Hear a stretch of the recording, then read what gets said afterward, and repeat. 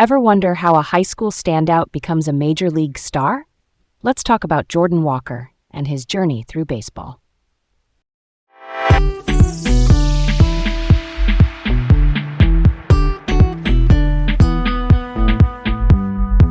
Hey folks, I'm Garrett, feeling super curious today. And I'm Leah, excited to dive into this fascinating story. Welcome to Laid Back Learning with Leah and Garrett. All right, let's set the stage for this one.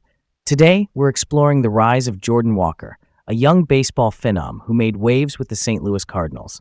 Big bat, big moments, and a path that wasn't straight, but definitely worth the ride. Here's something to get us started. Jordan Walker is the definition of potential meeting persistence, and his arc has both the electric highlights and the honest stumbles that make sports stories feel human. Back in high school, I played a little baseball myself, though I wasn't hitting .519 like Jordan Walker did in his junior year at Decatur High in Georgia. 17 homers, 60 RBIs, 24 steals. That's not just varsity good, that's national radar good. I mean, that kind of stat line makes your dugout feel like a launch pad. Let's open the book on this. Who is Jordan Walker? He's a right fielder for the St. Louis Cardinals, born in May 2002, known for power at the plate, and early in his career for speed and a lot of doubles. When we say doubles and RBIs, just a quick reset. RBIs are runs batted in, basically the times your hit brings a teammate home. His profile has long been extra base hits and impact contact. Right, and that journey starts in Georgia. In 2019, his junior year, he's mashing. In 2020, his senior season gets cut short by the pandemic, but he still hit .457 in 16 games and ended up the Georgia Gatorade Player of the Year. That award is like the state's top all-around high school player nod, factoring in performance and usually character and academics too. He committed to Duke University, which is a powerhouse academically and a legit baseball school. But the Cardinals took him 21st overall in the 2020 MLB draft, and he signed for $2.9 million in June 2020. And then the twist. Because of the pandemic, the minor league season was canceled in 2020. Minor league baseball, by the way, is the development system with levels like low A, high A, double A, and triple A. It's where prospects refine their skills before the majors. So Walker's actual debut had to wait until 2021. And when it came, it was loud. He homered on the first pitch of his first professional at-bat with the Palm Beach Cardinals, which is St. Louis's low A team. That's pretty cool, right? Then he climbed to the Peoria Chiefs, which is high A, and across both stops he slashed .317, .388, .548 in 82 games. Quick translation. A slash line is batting average, on-base percentage, and slugging percentage.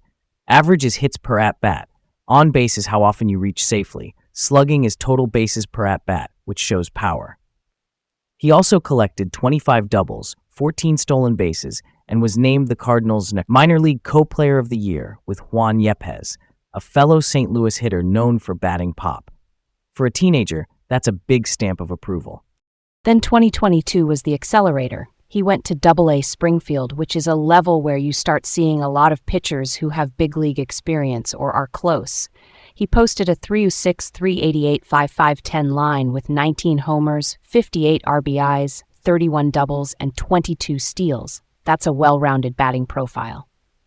He was also picked for the All-Star Futures Game, MLB's showcase of top prospects. He was there with Maasen Wynn, a dynamic shortstop prospect for the Cardinals. And here's a key pivot. In early August, he began playing the outfield after being a third baseman his whole life.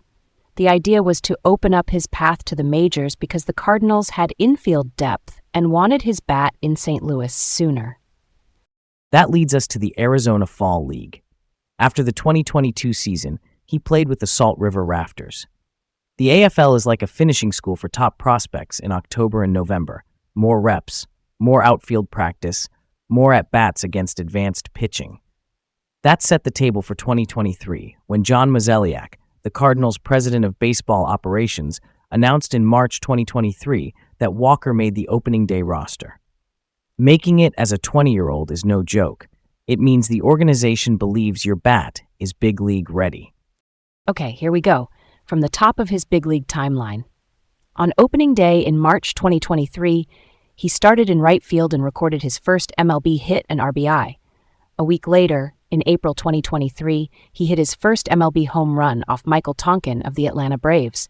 Then in April 2023, he singled to extend his hitting streak to 12 games, tying Eddie Murphy from 1912, the baseball player, not the actor, and marking a record for players under 21 since 1900. Wild. But in late April 2023, Walker was optioned to AAA Memphis. When a player is optioned, the team sends him to the minors without losing his rights. It's a development move, not a release. Why send down a guy on a historic streak? Teams often want to tune swing decisions, defensive routes in the outfield, or even adjust to how pitchers are attacking you. He was recalled in June 2023 and finished his rookie year with a solid line, .276, 342 445, with 16 homers and 51 RBIs in 117 games. As a 21-year-old, yeah, that checks out as impressive. But the path wasn't linear. In 2024, he started again in right field, struggled early, and was optioned in April 2024 with a 1.55 average. He was recalled in August 2024, went 1 for 11 over 4 games, was sent down again, and then returned at the end of that month after Tommy Pham was designated for assignment. DFA, by the way, means a player is removed from the 40-man roster and the team has a short window to trade, release, or outright him to the minors. Walker closed the season with a .201 average, 5 homers, and 20 RBIs in 51 games. That's tough for any young player emotionally and statistically. Then 2025 tossed a curveball. He made the opening day roster, but then suffered a wrist injury and had appendicitis. Both can sap strength and timing. He landed on the injured list, returned in July 2025, and finished the season with a .215, 278, 2306 line and 6 homers. Not what he or the team hoped, but it set up the pivot I love in 2026. Right, here's where it gets really interesting. In spring training 2026, he spent time in the Cardinals' hitting lab.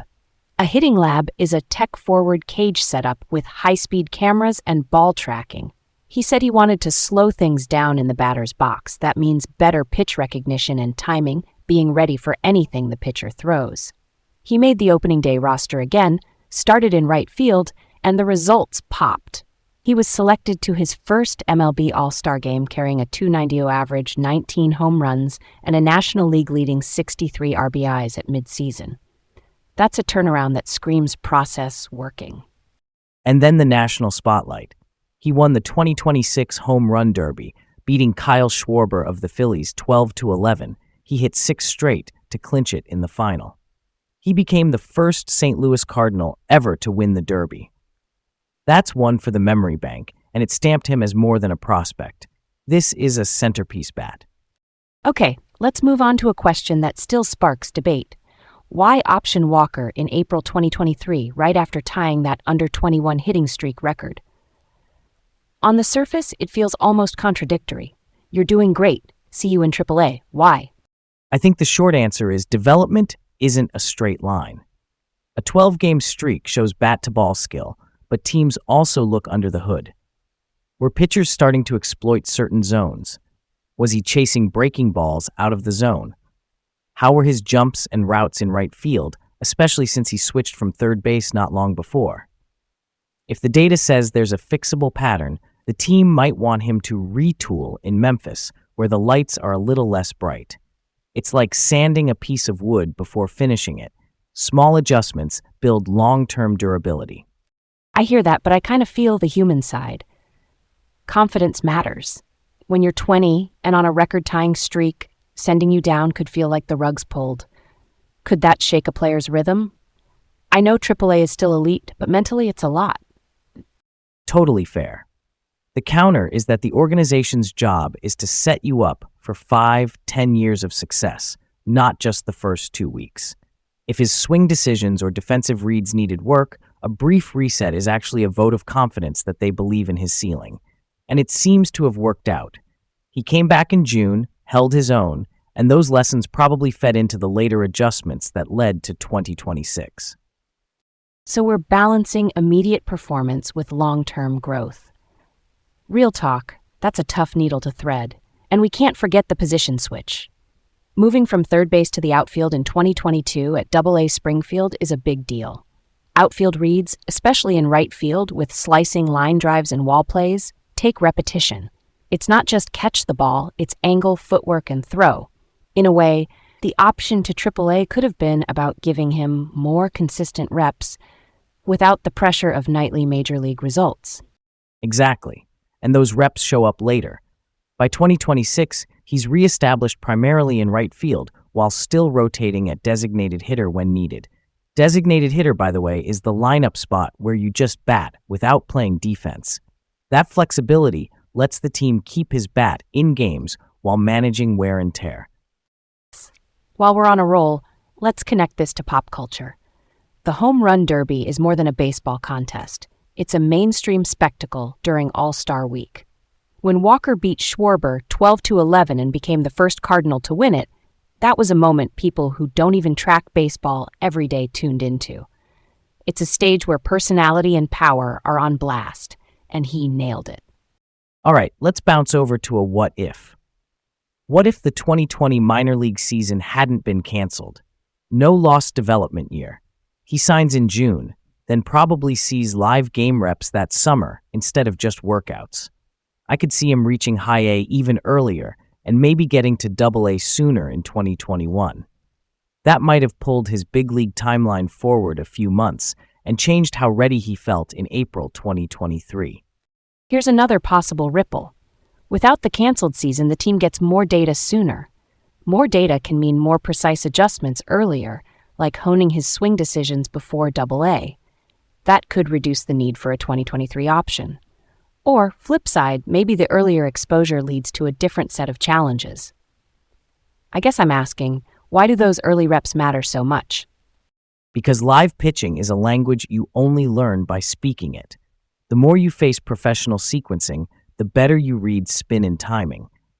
If he gets a half season of that in 2020, by 2021, he's not just reacting, he's anticipating.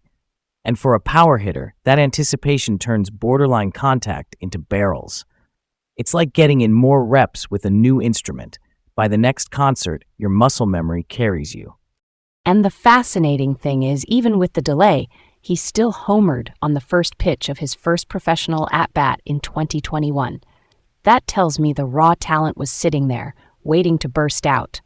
Maybe without the shutdown, it just bursts a little earlier. But either way, by 2026, he's an all-star with a .299 average at the break and a league-leading 63 RBIs. Patience plus process equals payoff. That's the heartbeat of it for me. So there we have it. From Decatur High dominance to a first-round pick to early MLB flashes, tough demotions, injuries, and then that all-star and derby breakthrough. Stay curious. Stories like this remind me growth doesn't always look straight. Sometimes it curves, then soars. And that's where we'll leave it for now.